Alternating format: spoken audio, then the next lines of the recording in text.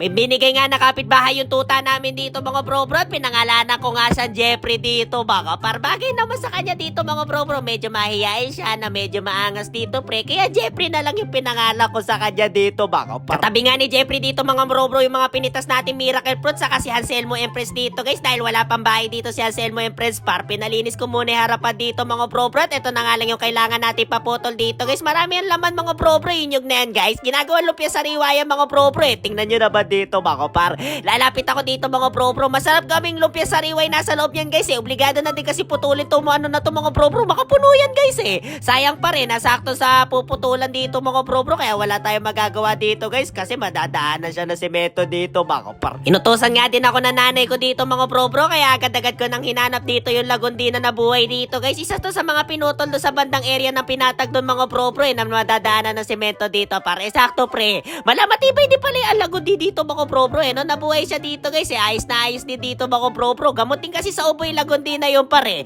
Kaya update ko na din kayo dito mga bro bro kung sa gagamba natin dito guys. Kawawa din gagamba natin dito mga bro bro eh. Nakain siya ng butigi dito guys eh. Doon kasi siya tumitira doon sa may tubular na yung mga bro bro. Itlog na nga lang yung natira dito guys eh. Sigurado pre, namali siya ng tira doon mga bro bro. Marami din siguro butigi sa mga tubular na yung pre. Siyempre ano yung madilim yung mga bro bro. Hindi naman lumilito sa araw dito yung mga butigi dito guys. Ito nga pala yung mga bayugin mga bro bro. Grabe guys. Sobrang solid mga bro bro. Malapit-lapit na din tayo makapagano ng mushroom dito guys. Ito naman pre, i-extend pa natin dito mga bro bro para gawa na lang tayo ng gawa ng mga protein bag dito guys. Para pag marami ng protein bag dito par, marami na tayo maaani na mushroom dito guys. At papakita ko nga sa inyo yun bako. Pero balik tayo sa kwento mga par. Nasaan na kayo pala ko dito mga bro bro? Hindi ko mahanap yung pala ko dito guys. Hindi natin matatanim ulit yung lagundi dito mga bro bro kapag hindi natin nahanap yung pala dito mga par. Maya nga guys, nahanap ko na din yung bareta dito mga bro bro. Saka yung pala dito guys. Dinaanan ko na pala dito mga bro bro. Hindi ko pa napansin dito mga par. Habang naghahanap nga ako ng magandang spot dito mga bro bro kung saan lalagay yung lagundi dito guys. Nakita ko nga yung mga alaga natin tilapia dito mga bro bro na medyo malalaki na dito guys. At napagdesisyon ko nga dito mga bro bro na doon na lang ilagay yung lagundi mga par. Agad-agad ko na kinuha yung pala natin dito guys para mahukay na maayos yung lupa dito mga bro bro. At para malipat na natin yung natirang nabuhay na lagundi dito mga par. Mabigat pala to mga bro bro eh no.